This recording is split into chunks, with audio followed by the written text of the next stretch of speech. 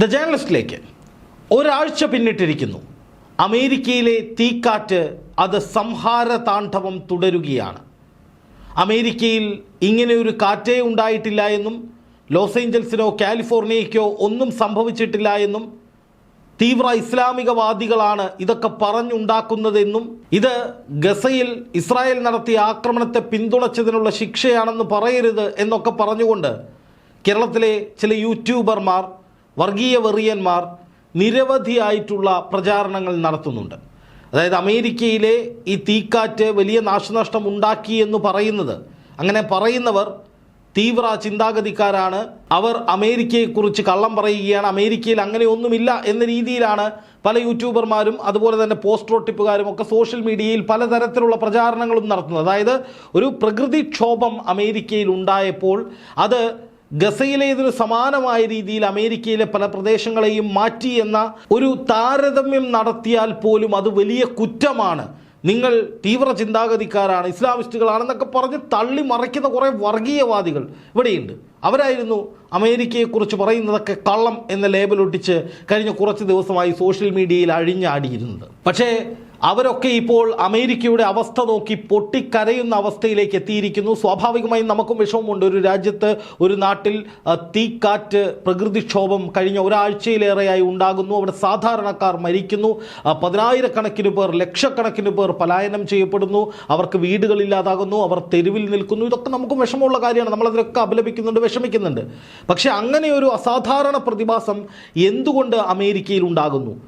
129 കിലോമീറ്ററിലേക്ക് കൊടുങ്കാറ്റിൻ്റെ വേഗത ഉയർന്നിരിക്കുകയാണ്. ഇനിയും കുറേ ദിവസങ്ങളോളം അവിടെ അത് ഉണ്ടാകുമെന്നാണ് ഇന്നത്തെ മനോരമ റിപ്പോർട്ടിൽ പറയുന്നത്. ഇന്നതിൻ്റെ ചിത്രമടക്കം മനോരമ പുറത്തുവിട്ടിട്ടുണ്ട്. അപ്പോൾ അത്രയും ഗുരുതരമായ അവസ്ഥയാണ് അമേരിക്കയിലെന്ന് കേരളത്തിലെ പത്രമാധ്യമങ്ങൾ ഉൾപ്പെടെ, സോഷ്യൽ മീഡിയയും പത്രമാധ്യമങ്ങളും ഇൻ്റർനെറ്റ് മാധ്യമം, ഓൺലൈൻ മാധ്യമങ്ങളും ഒക്കെ ഇതിങ്ങനെ റിപ്പോർട്ട് ചെയ്യുകയും അമേരിക്കയിൽ അകാരണമായ എന്തോ ഒരു കാരണം കൊണ്ട്, അതായത് ഇത്ര വലിയ ഒരു ലോകശക്തിയായിട്ടും ഇതൊന്നും നിയന്ത്രിക്കാൻ കഴിയാത്തത് തീർച്ചയായും അകാരണമാണ്, അല്ലെങ്കിൽ അതൊരു അത്ഭുതാവഹമായ സവിശേഷമായ ഒരു കാര്യമാണ്, നമുക്ക് അമ്പരപ്പുണ്ടാക്കുന്ന കാര്യമാണ്. ലോകശക്തിയാണ്, എല്ലാ രാജ്യങ്ങളിലെയും സ്ഥിതിഗതികൾ നിയന്ത്രിക്കുന്നവരാണ്, യുദ്ധം ചെയ്യണോ വേണ്ടയോ എന്നൊക്കെ തീരുമാനിക്കുന്ന ശക്തിയാണ്. ഗസയെ വെണ്ണീറാക്കാൻ ഒരു വർഷവും 3 മാസവും എടുത്ത് ഗസയെ തകർത്തു തരിപ്പണമാക്കുന്ന ഇസ്രായേലിൻ്റെ ഓപ്പറേഷന് മുഴുവൻ കൂടെ നിന്നവരാണ്, അവിടെ വിധി നിർണ്ണയിക്കുന്നവരാണ്. പക്ഷെ അവർക്ക് അവരുടെ സ്വന്തം രാജ്യത്ത് ഇങ്ങനെയൊരു പ്രകൃതിക്ഷോഭം വന്നിട്ട് എന്തുകൊണ്ടാണത് നിയന്ത്രിക്കാൻ കഴിയാത്തതെന്ന ചോദ്യം ലോകം ചോദിക്കുന്നു. ആ ചോദ്യം നമ്മളും ചോദിക്കുന്നു. പലരും പറയുന്നു അത് ഗസയിൽ കാട്ടിക്കൂട്ടിയതിനുള്ള, ഇസ്രായേലിനെ പിന്തുണച്ചതിനുള്ള ഒരു പ്രകൃതിയുടെ തിരിച്ചടി എന്ന നിലയിൽ കാണാമെന്ന്. അത് അങ്ങനെയാണെന്നല്ല, അങ്ങനെ വേണമെങ്കിൽ കാണാമെന്ന് പറയുന്നവരുണ്ട്.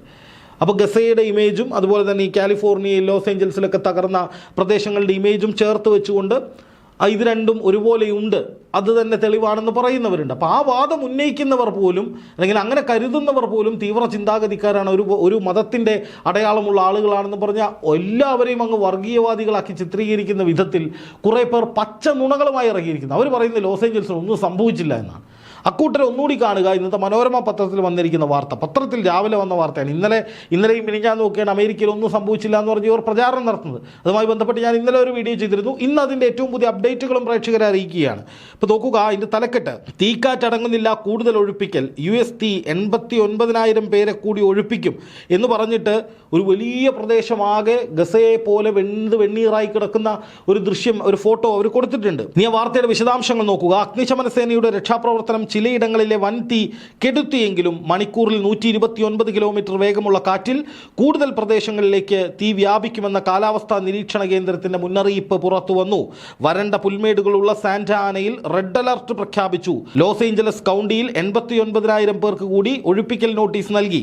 ലോസ് ഏഞ്ചൽസിലും സദേൺ കാലിഫോർണിയ കൗണ്ടികളിലുമായി 8,500 അഗ്നിശമന സേനാംഗങ്ങളാണ് രക്ഷാദൗത്യങ്ങളിൽ ഇപ്പോഴും പങ്കെടുക്കുന്നത്. ഇപ്പോഴും അത് തുടർന്നുകൊണ്ടിരിക്കുകയാണ്. നിയന്ത്രിക്കാൻ കഴിഞ്ഞിട്ടില്ല.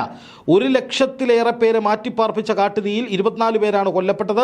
12,000 കെട്ടിടങ്ങൾ പരിപൂർണമായി നശിച്ചു എന്നും പറയുന്നു. സാന്റാ ക്ലാര നദീതടങ്ങളിലെ ഉണക്കപ്പുൽമേടുകളിൽ പടരുന്ന തീ കാറ്റിൽ അടുത്ത പ്രദേശങ്ങളിലേക്ക് ആളിപ്പടർന്നേക്കുമെന്നതാണ് വലിയ ഭീഷണി. ഹേസ്റ്റ്, കെനത്ത് മേഖലകളിൽ തീ അണച്ചുവെങ്കിലും ഈ പറയുന്ന മറ്റു പല പ്രദേശങ്ങളിലും തീ വ്യാപിക്കുന്നുവെന്ന് ഈ മനോരമ പത്രത്തിൻ്റെ റിപ്പോർട്ടിൽ പോലും പറയുന്നു. ഇനി അന്താരാഷ്ട്ര മാധ്യമങ്ങളുടെ റിപ്പോർട്ടുകൾ പരിശോധിക്കുമ്പോൾ പ്രസിഡന്റ് ജോ ബൈഡൻ കാലിഫോർണിയയ്ക്ക് അധിക ധനസഹായം പ്രഖ്യാപിച്ചു. അവിടെ റെഡ് അലർട്ട് നിലനിൽക്കുന്നു. അതുപോലെ തന്നെ തിങ്കളാഴ്ച അധികാരമേറ്റതിന് ശേഷം ഡൊണാൾഡ് ട്രംപ് ദുരന്ത മേഖല സന്ദർശിക്കും. തീയണയ്ക്കാൻ ആവശ്യത്തിന് വെള്ളം ലഭിക്കാത്ത സാഹചര്യം നിലനിൽക്കുന്നുണ്ട്. ജലവകുപ്പിൻ്റെ സംഭരണിയിൽ വെള്ളമില്ലാത്തത് സ്ഥിതിഗതികൾ രൂക്ഷമാക്കി. പിന്നെ ഏതാണ്ട് 40,000-ഓളം ഏക്കർ പല ഭാഗങ്ങളിലായി മൊത്തത്തിൽ കത്തി നശിച്ചതിൻ്റെ കണക്കുകളും വരികയാണ്. അപ്പോൾ അമേരിക്കയെ സംബന്ധിച്ച് ഇത് ഈ സമീപകാലത്തൊന്നും നേരിട്ടിട്ടില്ലാത്ത ഏറ്റവും വലിയ ദുരന്തമാണ്. അത് തുടരുകയാണ് എന്നുള്ളതാണ് ഏറ്റവും പ്രധാനപ്പെട്ട കാര്യം. ഒരു വശത്ത് എങ്ങനെയെങ്കിലും ഈ യുദ്ധം അവസാനിപ്പിക്കണം, അതായത് ഇസ്രായേൽ ഹമാസ് യുദ്ധം അവസാനിപ്പിക്കണമെന്ന മട്ടിൽ ചർച്ച നടക്കുമ്പോൾ അമേരിക്ക തങ്ങളുടെ പൂർവ്വ നിലപാടൊക്കെ മാറ്റിക്കൊണ്ട് എങ്ങനെയെങ്കിലും ഈ യുദ്ധം അവസാനിപ്പിച്ചാൽ മതി എന്ന നിലയിലേക്ക് ചർച്ചകളെ കൊണ്ടുപോവുകയാണ്.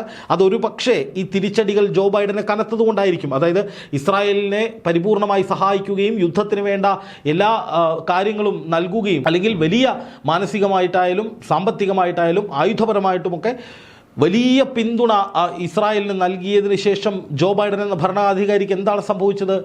തകർന്നു തരിപ്പണമായി അയാളുടെ സാമ്രാജ്യം. ഭരിക്കാൻ കഴിയാത്ത അവസ്ഥ വന്നു. തുടർഭരണത്തിൽ നിന്ന് താഴെപ്പോയി. ഈ യുദ്ധത്തിന് വലിയ സഹായം പ്രഖ്യാപിക്കുമ്പോൾ തന്നെ പലരും പറഞ്ഞിരുന്നു, നിങ്ങൾ ഇനി അധികാരത്തിൽ തുടരില്ല, ജനങ്ങൾക്കിടയിൽ നിങ്ങളോടുള്ള വെറുപ്പ് വർദ്ധിക്കുകയാണ്, ഇസ്രായേലിനെ പിന്തുണച്ചു എന്നത് നിങ്ങൾക്കെതിരായ വോട്ടായി മാറുമെന്നൊക്കെ പലതരത്തിലുള്ള വിലയിരുത്തലുകളും മുന്നറിയിപ്പുകളും ജോ ബൈഡന് ലഭിച്ചിരുന്നു. അത് പ്രാവർത്തികമാകുന്ന, അല്ലെങ്കിൽ അത് യാഥാർത്ഥ്യമാകുന്ന കാഴ്ചയാണ് ഈ തെരഞ്ഞെടുപ്പിൽ കണ്ടത്. എന്ന് മാത്രമല്ല, അവസാന ഘട്ടത്തിൽ, അതായത് ഏറ്റവും ഒടുവിൽ പടിയിറങ്ങുന്ന ഘട്ടത്തിൽ, തെരഞ്ഞെടുപ്പിന് ശേഷവും ഈ ജനുവരി 20 വരെ ജോ ബൈഡൻ തന്നെയാണ് പ്രസിഡന്റ്. ആ അവസാന ദിവസങ്ങളിൽ ഏറ്റവും അധികം പഴി കേൾക്കേണ്ടി വന്ന ഒരു പ്രസിഡന്റ് കൂടിയായി ജോ ബൈഡൻ മാറുകയാണ്.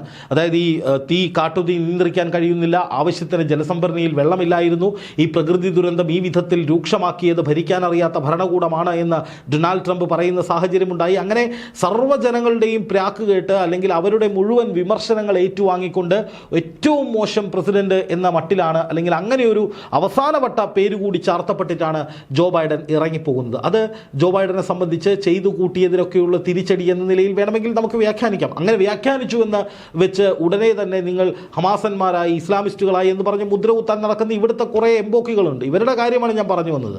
കഴിഞ്ഞ ദിവസമൊക്കെ പോസ്റ്റർ അടിച്ചു വിടുകയാണ് സോഷ്യൽ മീഡിയയിൽ. ലോസ് ഏഞ്ചൽസിൽ ഒന്നും സംഭവിച്ചിട്ടില്ല, അവിടെ എന്തൊക്കെയോ സംഭവിച്ചു എന്ന് പറയുന്നത് തീവ്ര നിലപാടുകാരാണ്, മറ്റേതാണ് മറച്ചതാണെന്നും പറഞ്ഞ് ഒരു അടിസ്ഥാനവുമില്ലാതെ ഉണ്ടയില്ല വെടികളും പച്ച നുണകളും പുറപ്പെടുവിച്ചുകൊണ്ടിരിക്കുക. എന്താണെന്ന് വെച്ചാൽ ഈ പറയുന്ന ആളുകൾ ആദ്യം മുതലേ പറയുന്ന ചില പച്ച നുണകളുണ്ട്. ഹമാസ് ഇന്ന് തീരും, നാളെ തീരും, മറ്റന്നാൾ തീരും, അതിൻ്റെ പിറ്റന്നാൾ തീരും, ഹമാസിൻ്റെ തുരങ്കങ്ങളിൽ സമുദ്രജലം വരും, അവിടെ ബോംബിടും, അവിടെ അത് പറിക്കും, ഇത് പറിക്കും, ഹമാസിൻ്റെ കയ്യിൽ നിന്ന് ബന്ദികളെ മുഴുവൻ ഇപ്പോൾ ജീവനോടെ കൊണ്ടുപോകും, പലസ്തീൻ ഇല്ലാതാകും, ഗസയിൽ ഇനിയും ആയിരക്കണക്കിന് പേർ ക്രൂരമായി കൊല്ലപ്പെടും, അത് അവരുടെ വിധിയാണ്, അവർ ചെയ്തു കൂട്ടിയതിന് തിരിച്ചടിയാണ് എന്നൊക്കെ പറഞ്ഞ് വല്ലാത്ത രീതിയിലുള്ള വർഗീയ ഭ്രാന്തന്മാരുടെ അഴിഞ്ഞാട്ടം ഈ ഇസ്രായേൽ ഹമാസ് വിഷയത്തിലുണ്ടായിരുന്നു. അപ്പോൾ നമ്മളെപ്പോഴും സത്യസന്ധമായ കാര്യങ്ങളാണ് പറഞ്ഞുകൊണ്ടിരുന്നത്. ഈ വാർത്ത, അല്ലെങ്കിൽ ഈ വിഷയം തുടങ്ങി അന്ന് മുതലേ ഞാൻ പറഞ്ഞിട്ടുണ്ട്, ഈ വിഷയം ഇപ്പോഴൊന്നും തീരില്ല, ഹമാസിന് അങ്ങനെ എളുപ്പത്തിൽ തീർക്കാൻ പറ്റില്ല എന്ന്. ഇപ്പോഴും തീർത്തിട്ടില്ല. എൻ്റെ പഴയ വീഡിയോയിൽ നോക്കിയാൽ അറിയാം. ഈ യുദ്ധം തുടങ്ങുന്ന സമയത്ത് തന്നെ ഞാൻ പറഞ്ഞിരുന്നു, ഹമാസ് പരിപൂർണമായി അവസാനിക്കുകയും ബന്ദികളെ മുഴുവൻ ഇസ്രായേൽ കൊണ്ടുപോവുകയും ചെയ്യുന്ന ഒരു സാഹചര്യം നടക്കാൻ പോകുന്നില്ല. അത് പ്രവചനമൊന്നുമല്ല, അന്താരാഷ്ട്ര വിഷയങ്ങളെക്കുറിച്ചുള്ള ധാരണയുള്ളത് കൊണ്ടാണ്, അന്താരാഷ്ട്ര മാധ്യമങ്ങൾ വായിച്ചറിവുള്ളത് കൊണ്ടാണ് ഞാൻ അങ്ങനെ പറയുന്നത്. അപ്പോൾ ഈ ഒരു സംഭവം ഉണ്ടായ സമയത്തും ഞാനത് കൃത്യമായി തന്നെ റിപ്പോർട്ട് ചെയ്തിരുന്നത്, എന്തൊക്കെയാണ് അവിടെ വിഷയങ്ങൾ ഉണ്ടാകുന്നത്, എന്തൊക്കെ പ്രശ്നങ്ങളാണ് ഉണ്ടാകുന്നത്. അങ്ങനെ ചെയ്തതിൻ്റെ പേരിൽ അപ്പോൾ ഞാൻ പറഞ്ഞു, ഇതിപ്പോൾ ഗസയ്ക്ക് സമാനമാണ് അമേരിക്കയിലെ അവസ്ഥ. ഗസയിലെ ദൃശ്യങ്ങൾ, ഈ യുദ്ധത്തിന് ശേഷം കാണുന്ന ദൃശ്യങ്ങൾക്ക് സമാനമായിട്ടാണ് അമേരിക്കയിലെ ദൃശ്യങ്ങൾ നമ്മൾ കാണുന്നത്. രണ്ടും തമ്മിലൊരു സമാനതയുണ്ട്. അപ്പോൾ അത് ചെയ്തു കൂട്ടിയതിനൊക്കെയുള്ള ഒരു ശിക്ഷ എന്ന മട്ടിൽ പറയുന്നവരുണ്ട് എന്നാണ് ഞാനൊരു വീഡിയോ പറഞ്ഞത്. അതിൻ്റെ പേരിൽ ഞാൻ വർഗീയവാദിയാണ്, ഞാൻ ഇസ്ലാമിസ്റ്റാണെന്നൊക്കെ പറഞ്ഞ് കുറേ പേര് കമൻറ്റ് ഇടുന്നത്. എന്താണ് ഇതിൻ്റെ ആവശ്യം എന്ന് മനസ്സിലാവുന്നില്ല. അമേരിക്ക എന്നൊരു രാജ്യത്ത് ഒരു കാട്ടുതീ ഉണ്ടാകുന്നു, അകാരണമായ കാരണങ്ങളാൽ ഈ പറയുന്ന ഭരണകൂടത്തിന് അത് പിടിച്ചു നിർത്താൻ കഴിയുന്നില്ല. ഓരോ ദിവസം കഴിയുമ്പോഴും കൂനിന്മേൽ കുരു എന്ന പോലെ ഈ തീക്കാറ്റ് വർദ്ധിക്കുന്നു, അവർക്ക് നാശനഷ്ടങ്ങൾ വർദ്ധിക്കുന്നു. ഗസയേക്കാൾ ദുരന്ത സമാനമായ ഒരു യുദ്ധഭൂമിയെപ്പോലെ ഈ അമേരിക്കയുടെ കാലിഫോർണിയയും ലോസ് ഏഞ്ചൽസും ഉൾപ്പെടുന്ന പ്രദേശം മാറുന്നു. ഇതൊന്നും കണ്ട് ഞാൻ അട്ടഹസിച്ചിട്ടില്ല, ഉള്ള കാര്യം പറഞ്ഞതാണ്.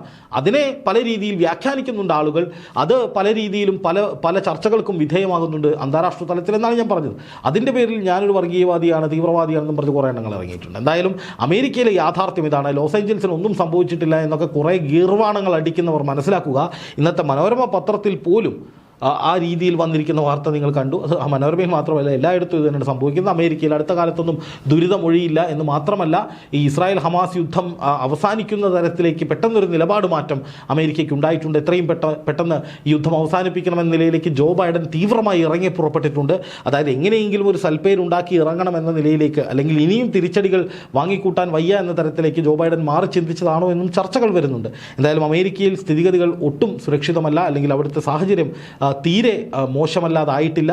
വളരെ മോശമായ നിലയിൽ തന്നെയാണ് കാര്യങ്ങൾ പോകുന്നത്. അതാണ് യാഥാർത്ഥ്യം. അത് പറയുന്നതിൻ്റെ പേരിൽ ഏതെങ്കിലും മതവുമായി കൂട്ടിക്കെട്ടി തീവ്ര ചിന്താഗതിക്കാരൻ എന്നൊക്കെ പറയുന്നവർക്ക് തലയ്ക്കെന്തോ കാര്യമായ അസുഖമുണ്ടെന്ന് മാത്രമേ എനിക്ക് പറയാനുള്ളൂ.